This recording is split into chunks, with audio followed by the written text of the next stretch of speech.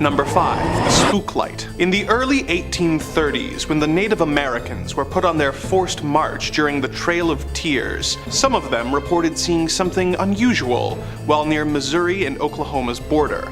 Something that has remained a consistent part of American folklore and a relatively commonly reported sight ever since. While the Native Americans were passing through an area known as the Devil's Promenade, they apparently saw a glowing orb of light that was floating in the distance. Sometimes it's reported as being the size of a baseball, and other times as being the size of a basketball. Sometimes it remains stationary as it hovers in the night, and sometimes it appears to vibrate and twitch in the air. Explanations have included tales of two Native American lovers searching for each other in the night, the ghost of a Confederate soldier, and even the devil himself wandering the earth with a lantern. It has gone by many names, such as the Joplin Spooklight, the Hornet Spooklight, the Hollis Light, and the Devil's Jack-o'-lantern. The site of the Spooklight has become somewhat of a tourist attraction, with the area being especially popular around Halloween. But though scientists have speculated that it could be the result of a natural gas leak or car lights reflecting off a nearby river, this does not explain the dozens of sightings that occurred before the invention of the automobile. What if the cause of this floating orb is not the spirit of some lost soul trying to find their way home, but the manifestation of extraterrestrial activity? We've all heard plenty of stories of glowing orbs in the sky that have gotten closer and turned out to be starships from outer space. The spook light could perhaps actually be one of these unidentified flying objects. If you subscribe to the theory that aliens have not made direct contact with us because they are studying our species, it would make sense that this light would first appear during a major historical event where millions of displaced native peoples were forced into long marches. Perhaps the sightings since then have been follow-up studies of the area by aliens. If that is the case, and aliens were observing Earth during the Trail of Tears, let's hope they don't judge us for some of our most shameful behavior. Number 4. Funnel ghosts. Tell me if this tale sounds familiar. A couple moves into an old house. It's a bit of a fixer-upper, but they believe they can put in the work and make it a home. They live there for a while, but when night falls, they take a photo and see something they don't expect. Not the typical idea of a ghost where the spirit looks like a past human, perhaps with a transparent appearance, but what is known as a funnel ghost. These spirits are often described as being swirling wisps or spirals of light that often appear in photos or videos, with little to no explanation. Often, when these funnel ghosts are seen, they are believed to be past loved ones or former residents of the home come back to say hello. But maybe these wisps are really visitors from another planet. If aliens are real, they clearly do their best to remain as hidden as possible from humanity. This would explain why UFO sightings are rarely reported in crowded, well-lit areas, and why they don't tend to be active on social media. Despite alien abduction stories where people are taken away to be studied and probed by our alien visitors, if you really wanted to study humans, it would be much more informative to study them in their natural environments. Obviously, little green men running around your home and watching you while you and your family eat would be suspicious. So maybe they've developed a way to hide in plain sight. An advanced species capable of interstellar travel and with spacecraft that are rarely seen by human eyes and hardly ever captured with any clarity on film could be using some kind of technology that reflects ambient light in order to keep them invisible. If we assume this technology is used to hide their ships, it is not unreasonable to hypothesize that this technology could be available for aliens on the ground. The strange shapes appearing in photos that we assume are ghosts are actually aliens studying us in our own homes, using a cloaking device to remain undetected and only being seen when a camera picks up their telltale shimmer. Number 3. Sightings at the West Point Lighthouse in PEI. When it comes to lists of spooky and probably haunted locations, lighthouses are surely near the top of the list, just under murder houses, ancient manors, and abandoned mental hospitals. Such is the case for our next entry. a lighthouse on the west point of the Canadian province of Prince Edward Island. The lighthouse was built in 1876, being passed from keeper to keeper until the operation was automated in 1963. The lighthouse was renovated into an inn, museum, craft shop, and chowder kitchen in the mid-1980s, and has been the source of tales of the supernatural ever since. Visitors often report rather stereotypical ghost activity, such as lights turning on and off, disembodied voices, and cold spots, sending a shiver up guests' spines. More interesting for the purposes of this list are the tales of a ghostly burning ship being seen in the nearby Northumberland Strait. Legend says that at night, sometimes if you look out to sea, you can see a centuries-old ship whose crew were killed when their ship caught fire and sank. According to the tale, they made a deal with the devil in order to save themselves, and as a result are damned to burn on the ship for all of eternity. From the distance that the people who reported this burning ship would be from the boat, they wouldn't be able to make out with much detail on the apparition, especially at night when the ship appears in the vast majority of reported sightings. So, all they would really be seeing is a large, bright, flickering light coming towards the lighthouse that, through the context of the situation, they would assume was a ship. But it makes me think, there are so many stories of UFOs appearing as bright, shining, flickering lights that disappear just as soon as they appear. What if this burning ghost ship is actually an alien craft signaling with its lights? You may think, why would an alien ship be signaling anyone? But look at the situation from their perspective. You're flying around in your flying saucer above the waters of Canada. You see another bright floating light in the distance. You signal to let it know you are there, and when you get close enough to realize that it is not another alien craft, but a tower with a bright light on it that the humans have built on the cliffside, you realize and turn out your lights, causing your ship to seem to suddenly disappear to any humans who saw you. It might very well be a ghost ship, but the fact that it is so close to what would look like a floating light to the uninitiated makes me think this is just as likely. Number 2.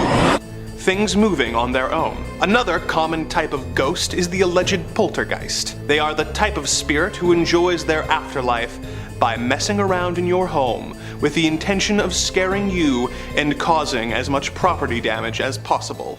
A common way these spirits apparently make their presence known is by moving objects and making them float through the air. Like when you hear a noise at night and go into the kitchen to investigate, only to find your mother's best china floating through the air before it suddenly drops to the floor, leaving you with one less token of remembrance to honor your loved ones with. But maybe this is not the work of a malevolent spirit, but simply a side effect of passing alien ships. When looking at various UFO sightings from across the world, some commonalities begin to emerge. The craft in question are often bright, shining lights against the dark night sky. They tend to appear and disappear just as quickly, and they often seem to be hovering or flying, seemingly on their own, with no visible means of propulsion. Or at least, none that we can see. Perhaps these alien craft are not flying with the use of rockets, but by manipulating gravity. If these ships are able to do this, they could use this to take away gravity under their ship, allowing it to hover or fly through the night. Something like this could affect the houses below it in a similar way that houses located near airports can have their contents rattled by passing planes. Perhaps when alien craft are negating gravity and flying overhead, they are unintentionally affecting gravity in the homes below them, causing things to float and move, not because of spirits, but because of gravity being manipulated. And once the ship has passed, the objects drop, making it seem like an evil spirit has destroyed these lighter objects out of spite for the homeowner. This would mean that people who are dealing with consistent ghost activity were actually just unlucky enough to be directly below an alien's commute. Number 1. Ghostly figures of the past. Everyone has heard some variation of a ghost story like this. You go into an old building that is hundreds of years old. At first, everything seems normal, when suddenly goosebumps break out across your flesh, as a chill runs up your spine. You turn and see something you don't expect. A figure from the distant past stands before you. Perhaps it is a soldier from the 1930s, and perhaps it is a small Victorian child in one of those weird little sailor outfits. You try to stammer out some words of greeting, but before you can, they have disappeared before your very eyes. Stories like this are very common in ghost sightings, and can take place anywhere from an old Victorian mansion, a field where an important battle was fought, or even in your own home. You may think that something like this would scream ghost and nothing else. But what if these haunting apparitions are just a side effect of extraterrestrial travel? When considering the possibility of alien visitors, we must ask the question of how they got to our planet in the first place. Even if their craft were capable of reaching light speed, they would take hundreds of years to reach our planet, which hardly seems worth it if assuming these beings have a comparable lifespan to humans. Perhaps they could cryogenically freeze themselves to make the journey more manageable, but that would still make getting to and from the planet a real hassle.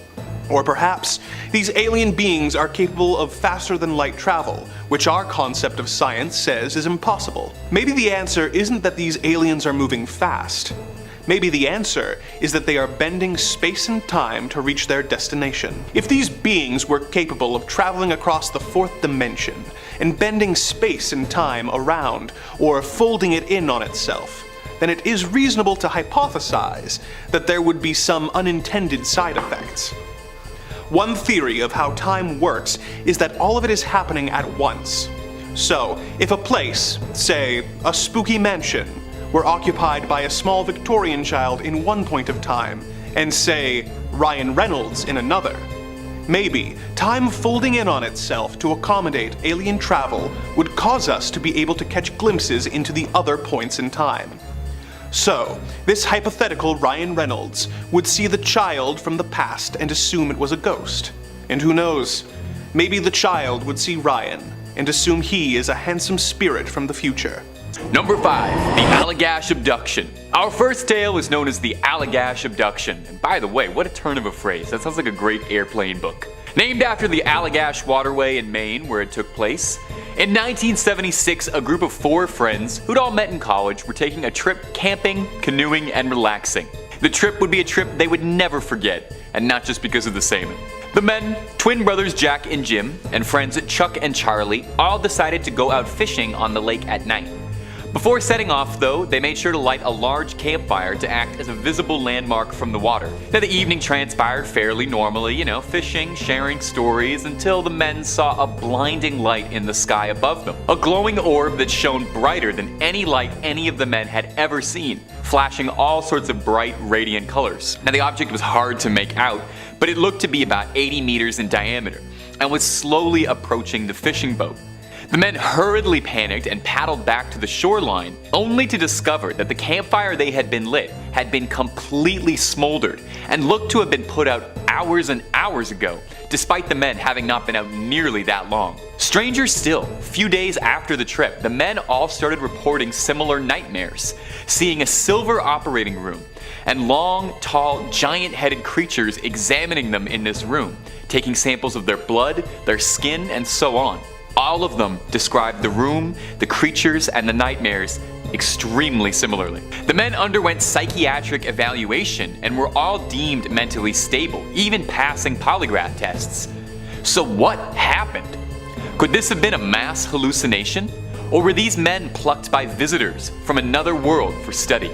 And if you love UFO stories and alien abduction stories, we've got plenty more where that came from at Top 5 Scary. So toss a subscribe and keep on creeping on. Number 4, the mysterious man. Our next story comes to us from the internet's campfire, Reddit. A thread was posted asking abductees, or people who've got an abduction story to share their experience. Now the whole thing is really a highlight, but this one stood out for me. Take a listen, because this anonymous Redditor shared a truly unforgettable, strange experience. He was living in Washington at the time, and he and his friends were really big stargazers. One Thanksgiving, he got invited to stay with his friend's family. So they all went out to go do some stargazing, went out to a big field of knee-high grass, and were staring up at what they thought was a bunch of shooting stars. The original poster asked his friend what the light was, but he said he had no idea. The light was bobbing around, bouncing wildly in the sky like a pinball. Then all of a sudden, it fizzled out. Puzzled, but not disturbed, the friends continued on with their night, walking through the field, wondering what they'd seen, even joking that maybe it was a UFO, but assuming it must have been a drone or something. And then it gets weird. They came across a young man standing alone in the field.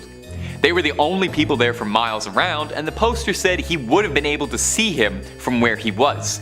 So he said it was almost as if he appeared in front of them. He was wearing only ratty jeans and nothing else. It was the middle of November, so the attire was particularly odd. Now the friends were scared to approach him, but OP felt necessary to go forward. He said he didn't sound drunk, but that he did seem visibly stirred. He asked the strange man what had happened, and he said he did not want to talk about it, but he needed to be examined at a hospital immediately. The Redditor gave the man his jacket and saw him into an ambulance, where he was then taken off to a hospital. What happened? Was this man an abductee who'd been dropped off? Was the light they saw flooding around him being beamed down? We may never know. Number 3. The 1979 Spain sighting. Another Reddit thread asking a similar question asked users to share their stories of famous UFO and alien sightings from their country, bringing us this story from Spain that took place in November 1979. A plane took off from Mallorca, coming from Austria and heading to Tenerife. Not long after, it found red lights in the sky hovering ahead of it. Now, initially the pilots assumed it was just another plane. The flight crew tried to signal over the radio to find out what was on their flight path, but neither the air traffic controller in Barcelona nor the military radar had any idea what it was they had encountered, as nothing else should have been sharing the airspace with them at this time. The plane ascended, hoping to avoid the flight path of the UFO, and to try and get a look to ascertain just what they were flying up with. The UFO kept getting closer and closer, so the pilots did an emergency landing in Valencia. The UFO had a similar idea and followed them around till it landed. The original plane's radar started to pick up 3 objects flying behind them. The military had sent out 2 planes to try and assess and contain the situation.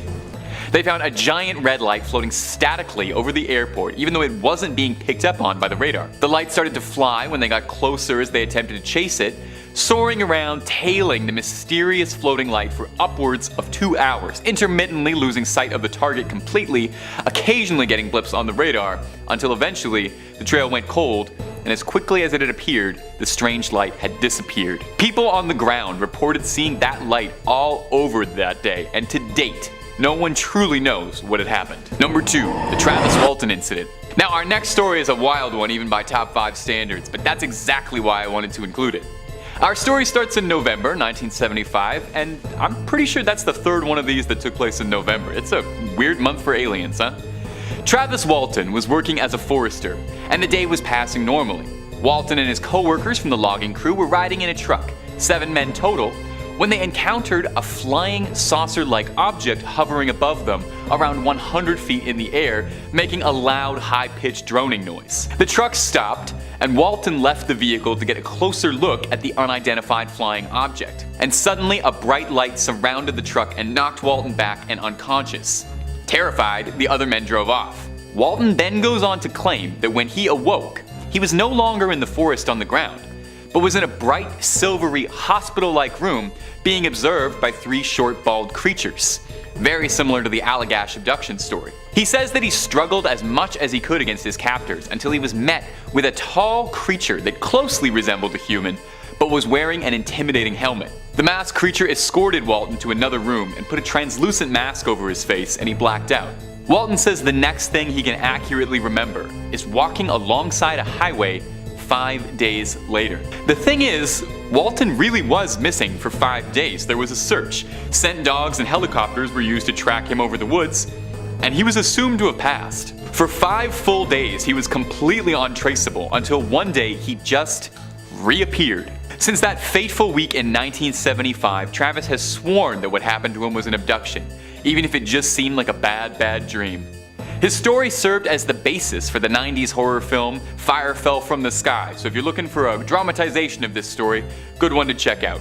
And number 1, the Rendlesham incident. It's sometimes referred to as Great Britain's Roswell. The Rendlesham incident is a very noticeable case in UFO sighting history. On December 26, 1980, there was a series of vivid, bright flashing lights flying over Rendlesham Forest in Suffolk, England. 2 US Army personnel, John Burroughs and Jim Penniston, were stationed at local Air Force bases and were alerted by these strange lights, worrying that it could have been a threat.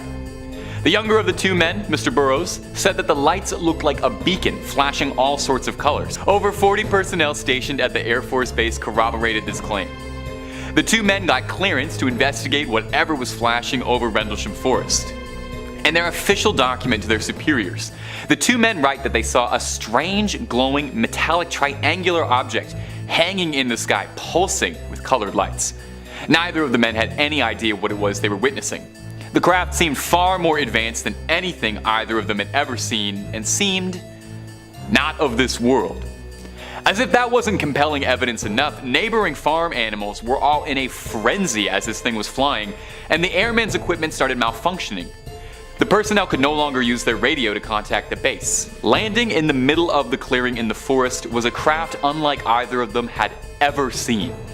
It was black, triangular, and made out of smooth, opaque glass. No windows or landing gear. It didn't look like anything either of these trained servicemen had ever seen. Penniston describes there being hieroglyphic-like symbols etched onto the shell of the vessel, although they were far too cryptic for him to understand. The craft took off, changing the lives of those men together. And it wouldn't even be the last sighting of the Rendlesham UFO, because not even 2 days later, the same strange lights were seen flying overhead the forest again. This time, coming prepared, crews set out with Geiger counters to follow up on whatever was flying around them. The patrol found their way to the landing site Penniston and Burroughs had described and found several depressions in the ground, all setting off the Geiger counter for radioactivity. And lo and behold, above them was those same flashing lights that had been taunting them 2 nights before, disappearing into the skies.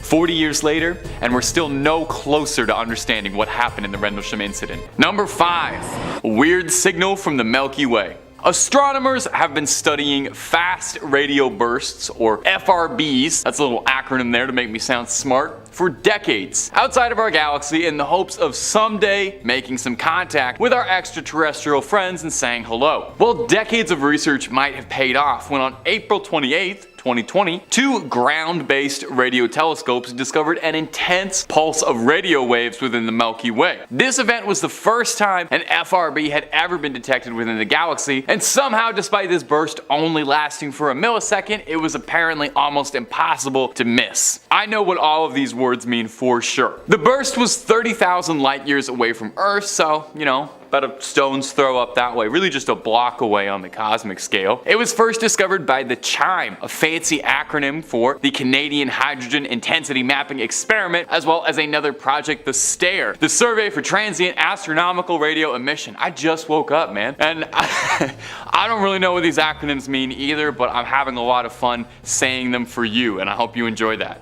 This discovery was notable as well for being the most energetic radio blast these astronomers have ever seen, but it was also one of the closest. Usually when we're talking about radio frequencies all the way up in space, these things are like billions of years of light years away, which does not make them particularly easy to study. You're getting a real far away glance. But if there's one on our doorstep, way easier to focus on. So what is this weird signal coming out of the Milky Way? Is this aliens trying to send a text and the reception's a bit foggy? Here's the trouble. Astronomers don't know for sure just yet. 3 years later, we are still not 100%. There is a small possibility, a disappointing one, that this signal could be man-made somehow and it's broadcasting all the way out here. But if not, this could very well be a promising sign of life from across the galaxy. And if you're looking for more alien content, we have got more UFO sightings than probably any other YouTube channel on this site, and I'm pretty sure of that. But if space stuff ain't your jam, we got cryptids, monsters, mythologies, true crime, fake crime, stories too good to be true and too true to be good. So click through, stay subscribed, stay screaming, and stay watching this video, okay? All the way to the end. I got a little surprise for you, I promise. Alright, moving on. Number 4. The sounds of Ganymede. Have you ever heard a planet talk? I don't mean like going for a hike and communing with trees and talking to nature or anything like that, man, okay? I'm not talking about that. I'm talking about like literally hearing the sounds a planet produces. Now you're gonna have to bear with me because I don't know if you can tell by looking at me, but I am not a rocket scientist. I'm barely even a YouTube host. But as I understand, when Juno, a NASA satellite, was orbiting Ganymede, one of Jupiter's moons, NASA discovered that Ganymede had its own magnetosphere. Ganymede was radiating this strange plasma wave of energy that, when is recorded and played back, sounds absolutely terrifying. This really like tickles the H.P. Lovecraft fan in my heart to be able to hear the sounds a planet is making out in the cosmos. So we're gonna play it for you now. Just take a listen to the audio of this and try to ever sleep again. I dare you.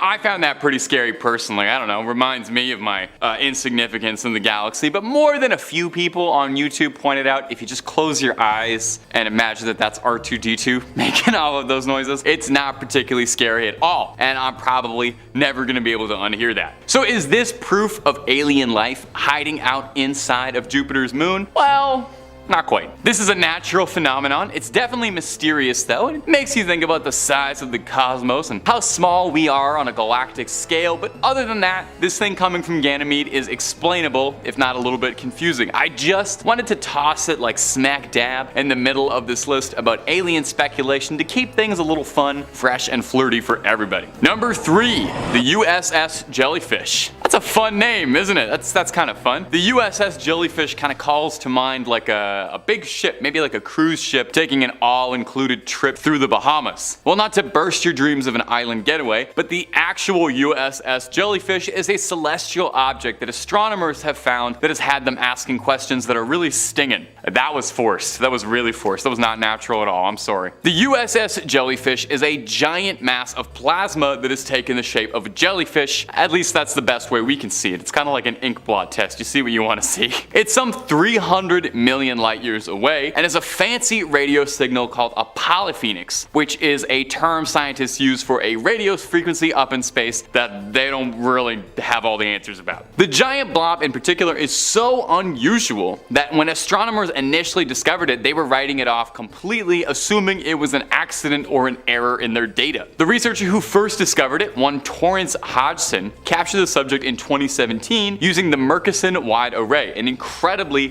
powerful Australian ground telescope. And when he wrote on the subject, he told his colleagues, ignore the obvious bug in this data. And it was only when they were really pushing that they began to notice there was something more to it than these formal studies earlier suggested. Now, I'm gonna be honest, the full-scale implications of the space jellyfish are a little bit above my pay grade. I can kind of just look at it and be like, well, that's kind of weird. I can read to you the scientists, theories for what they think created the jellyfish, but just know I only kind of half know what I'm talking about here. Scientists believe that the jellyfish was formed over the course of 2 billion years, structured smack dab in the middle between two galaxies that have been spewing out enormous amounts of light and plasma due to intense interactions between black holes and any materials that end up falling around them, eventually creating one gigantic cosmic jellyfish floating around in the astral planes. Number 2, something unusual. Recently, a team of astronomers discovered something unusual while they were mapping out the universe, which is my favorite start to a point I have ever read on this channel. You guys know when you're mapping out the universe, then you accidentally see something unusual? Ugh, I absolutely hate when that happens. Anyway, this mysterious unusual object floats about 4,000 light years away, very close by. You can practically wave and see it, and it's pulsing strange bursts of energy out of it roughly every 20 minutes on the dot. You can set your watch to this. Somebody up in space forget to turn the oven timer off? Natasha Hurley Walker is an astrophysicist from the Curtin University in Australia, same university that discovered that jellyfish coincidentally, and was the leading researcher on this study. She said in a public statement that this object was appearing and disappearing over a few hours during our observations, and said that it was completely unexpected. It was kind of spooky for an astronomer because there's nothing known in the sky that does that. Let me take over for a second right here and tell you right now, on Top 5 Scary, if you can't tell what something weird is in the sky, it's an alien. Okay? You got an alien on your hands. So we have to assume that's what's going on here. Alongside this bizarre cosmic alarm clock, the team discovered a fossil plasma source, something that was created by powerful blasts of a bygone black hole that has since faded into the darkness. And I loved saying that. A black hole that has faded into the darkness? That's poetic. Does that not sound like where the heart of like cosmic evil in the universe would be? Does that not sound a little bit like it's something out of a Lovecraft or Stephen King book? A fossilized plasma created by the blast of a black hole that has faded into the darkness? That sounds like something a guy in a black robe would read out as part of a prophecy for the end of the universe. And number 1, Proxima Centauri. If there was ever going to be concrete signs of alien life, I think it would definitely come from a place called Proxima Centauri. Listen to that. That already sounds like it's from like a great Deep Space Nine episode. Recently, astronomers exploring for signs of life beyond Earth discovered a currently unexplained radio signal that was broadcasting from Proxima Centauri, a small red star roughly 4.2 million light years away. That's like right next door, man. If this wasn't exciting enough for you, there's radio signals coming from a strange star that no one can explain, seemingly. And surrounding these stars is a planet that NASA believes has a temperate and rocky surface just like our beautiful Earth, leading to some wild speculation all around. The project is dubbed Breakthrough Listen, very cool code name, and it was a decade-long search for alien broadcasts from the nearest million stars, just in case anybody's been trying to reach us about our planet's extended warranty. This radio signal in question has been formally dubbed BLC-1 when referred to scientifically. Now, this signal was first discovered in May 2019. It's not quite the be-all and end-all proof of aliens just yet, as much as I want it to be. Sophia Sheik, the team member leading Breakthrough Listen, says she suspects that the broadcast could end up being human in origin somehow, theorizing that it could be something as simple as like a plane traveling overhead their equipment or faulty electronics somewhere getting wires tangled. Would that not be beyond embarrassing if you're a group of scientists, astronomers, and you think you've found proof of alien life, but all it is somebody forgot to take their phone off airplane mode and they've just been getting notifications for Candy Crush and it's messing with your equipment. Still, it's something to research, and it's still one of the most exciting things to happen in the search for extraterrestrial intelligence in a long time. And I hope we keep looking for extraterrestrial intelligence out there, because there sure ain't anybody down here. I messed up that joke. Number 5, the Roswell autopsy. Perhaps one of the most famous pieces of lost alien footage is the infamous Roswell autopsy tape. Maybe you've heard of it. If you're a UFO enthusiast like me, no doubt it's come up before at some point. Roswell was kind of the birthplace of UFO mania, where a lot of the first conspiracy theories and a lot of the public ideas we have about aliens really stem from. If you don't know somehow, the story goes that an alien craft crash landed in Roswell, New Mexico, where it was swiftly apprehended by shadowy government agents looking to pull a curtain over the whole thing. Reverse engineered, studied, down to the pilot of the craft, recovered by FBI scientists. Almost immediately after, hushed whispers and rumors of a recorded alien autopsy set conspiracists and enthusiasts' mind ablaze in equal measures. Recorded footage of an alien body being dissected would be undeniable proof with world-shattering consequences, and would probably make for some pretty good ratings. Well, the Fox network would agree with you, because in 1995, the footage was broadcasted on Fox, presented by legendary thespian and #1 guy to trust in regards to human-alien relations, one Jonathan Frakes. The film broadcast was not the true footage of the autopsy, but rather a high-budget recreation to show for a wider public audience what had happened. The director claims he had seen the original footage from the 1947 autopsy, but couldn't release it. He claims that he spliced shots from the original footage into the faked footage to provide some clarity, but didn't tell us what was real and what wasn't. And he insists that the video wasn't faked, but rather a reconstruction for educational purposes. Now, despite only being a reenactment, the special effects of the footage are remarkable. It does look pretty believable, believable. It was helmed by industry legend Stan Winston, the special effects warlock responsible for bringing the Predator and the aliens alike. The alien body in the footage was filled with sheep guts, chicken entrails, pig knuckles, and raspberry jam to create the illusion of an alien filled to bursting with foreign organs, and probably tasted halfway decent with a little bit of soy sauce. So was the footage ever actually real, or was it all just cooked up to sweep up viewers on a dwindling TV season? The director maintains always that what he saw was real, he just wasn't allowed to show it, and did his best to show us what happened. There's an interesting discussion to be had there, I think. Was he just showing how easy it is to fraud something, manipulate people into believing whatever they see? Who's to say if the true footage ever did come out, we would even believe it? We would probably just dismiss it the exact same way. But if you want to see way more scary footage, real or not, dismissible or provable, we have got loads and loads of that for you to enjoy. So click through, stay a while, and get scared all night long with top 5 scary. I'll be here the whole night and in this building. Number 4, Edgar Mitchell. The thing about most alien sightings is that they don't always come from the most reputable of sources. You know, it's usually a random internet post, maybe a blurry shot from an iPhone kind of thing, posted on Reddit with a caption like, "What is this?" Or, you know, it's somebody who was walking home late at night and saw some lights in the sky and didn't know it was a plane. And while I think we should respect the voice of the people and the common man, it'd be nice if we got someone with a little bit of clout to their name. Well, luckily we've got more than a few astronauts who've seen bizarre things up there and are willing to share their stories. Edgar Mitchell is one such man. He's stood on the face of the moon before, he helped save the Apollo 14 mission from becoming a disaster, he's the 6th man to ever walk on the moon, and he is a lifelong defender and believer in aliens and UFOs. Mitchell claims that he's seen things that prove existence of life outside the planet. First and foremost,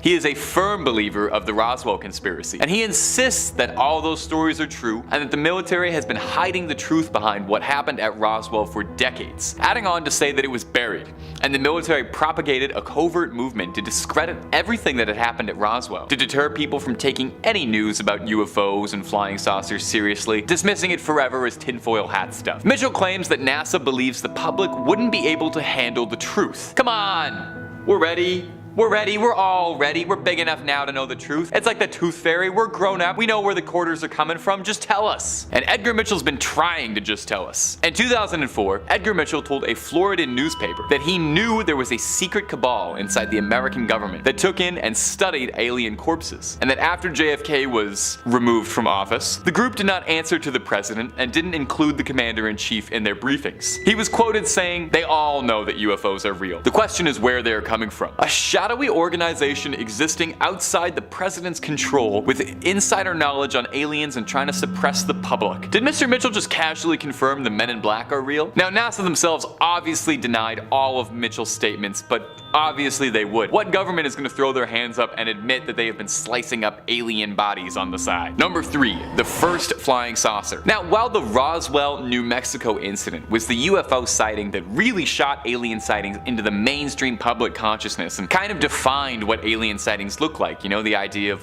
little gray or green men and flying saucers, it was obviously far from the first alien sighting ever recorded, just kind of the most popular. But not even a few weeks earlier, there was actually another famous sighting, and one that's thought to be the progenitor for sightings of UFOs being thought of as flying saucers. Kenneth Arnold was an American aviator. Unlike most UFO sightings, Kenneth never changed his story once, never made any kind of surrealist, outrageous claims, and stuck to the same story for the rest of his life. He saw weird saucers in the air he couldn't explain.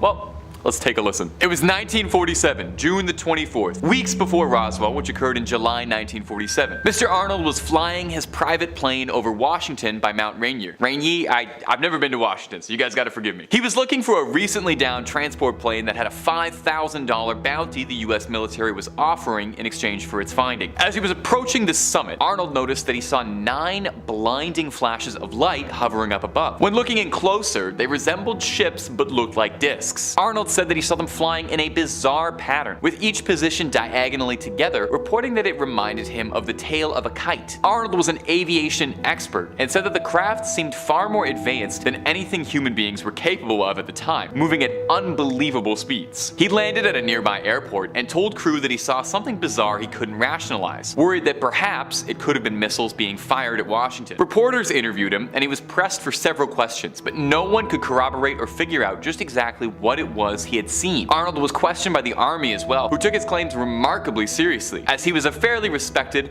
and reputable man, and there wasn't really the same culture surrounding aliens and UFOs, and as such, his claim was met with genuine worry. No one ever figured it out, but the story of them being saucers, combined with the saucers seen in New Mexico, led to the public perception of UFOs picturing them as saucers for the better part of 60 years, pretty much to this day. Number 2, the Travis Walton abduction. Now, abduction stories can sometimes be a little much to believe, even for those with the most open minds who want to believe. You know, they all seem kind of the same. It's somebody you maybe can't trust driving home late at night, saw something strange, they woke up in a blinding light room, and they got poked and prodded by little gray men. Well, Travis Walton's story is not dissimilar to that. It's pretty out there even by abduction standards, but it's too juicy to pass up, so pop open those ears. In 1975, Travis Walton was working as a logger and was facing a fairly routine day, 6 other loggers and him driving around in the forest, when they saw something incredibly bright shining at them through the treetops. One of the men claimed it looked like a flattened disc, a saucer of sorts even. Walton stepped out of the bed of the truck to investigate and was struck by some invisible force that knocked him backwards. The rest of the crew panicked and drove away. Huge faux pas, I'll say, leaving your coworker behind after being struck by an alien, but okay,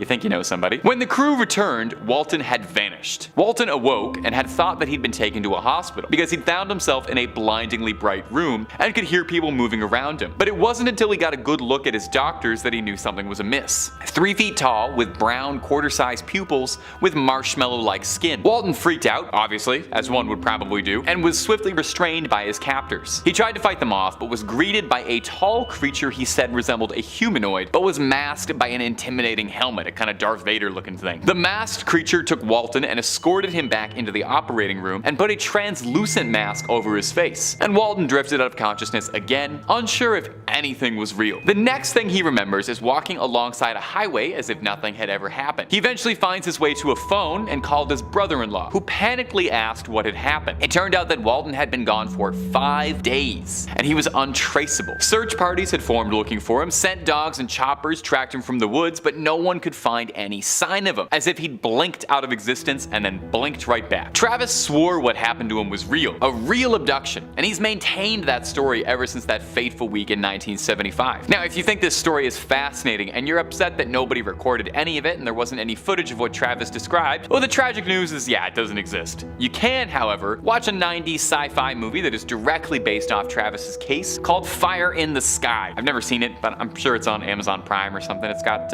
Robert Patrick from Terminator 2. He's in it. He's a good actor. Yeah, check it out. And number 1, the Rendlesham Forest Incident. The incident and conspiracy at Roswell, New Mexico is one of the most famous events in UFO culture. This incident is considered England's Roswell, the Rendlesham Forest Incident. Few other alien sightings can boast this many government witnesses, memos, and strange proof. Let's paint the scene. It was December 26, 1980. Oh, nice and festive and Christmas themed. Surrounding Rendlesham Forest in Suffolk, England was a series of Air Force bases and US Army personnel. 2 of these stationed officers were John Burroughs and Jim Peniston. On this fateful night, the 2 of them were concerned by shining bright lights that were seen flying above the base, worrying that it could perhaps have been a threat or a spy plane scouting out their location. Burroughs said that he thought the lights looked like a beacon summoning people over, and over 40 people on the base all agreed, reporting seeing the lights and sharing their concerns. So the 2 men were sent over to Rendlesham Forest to investigate. In their official document, the 2 men claimed that they had seen a strange, shining, triangular object that was pulsing with colored lights. Neither of the men recognized it as an aircraft from any military across the globe. The craft had seemed far too advanced for anything of this world. Black and made out of a smooth, opaque glass. It didn't appear to have any wings or landing gear or even really any methods of propulsion or exhaust. The men describe it as covered in hieroglyphic-like symbols etched onto the hull of the vessel all over. Neither of the men could identify the glyphs as anything they'd seen before. Duh, it's alien stuff. As the craft touched down, nearby animals were being driven into a frenzy, and the airmen's equipment started malfunctioning, communications equipment cutting out. The 2 personnel could no longer call back to the base. Now, not even 2 days later, the Rendlesham UFO was spotted again. 2 days later, the same strange lights were seen hovering above the bases surrounding Rendlesham. This time, the crews came significantly more prepared, waiting and ready for the UFO to make contact. The patrol group had found depressions in the ground, and their Geiger counters started blowing up with noise. And the group had known that they'd come across where the UFO had been. And then, right on time, the patrol saw the same craft flying above overhead, disappearing into the night. Years passed, and we're still no closer to understanding just what occurred those fateful sightings. And we may never know.